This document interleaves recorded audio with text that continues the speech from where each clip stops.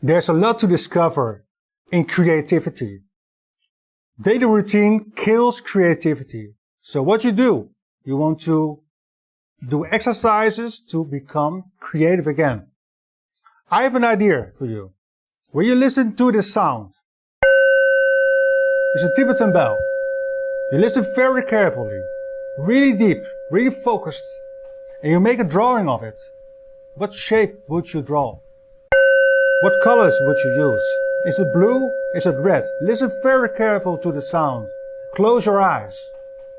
Even, what taste does it have? Is it bitter? Is it sweet? Is it salty? Use your imagination and use crossovers in your senses. It will help you to draw the sound of a Tibetan bell and will help you in daily life to become more creative.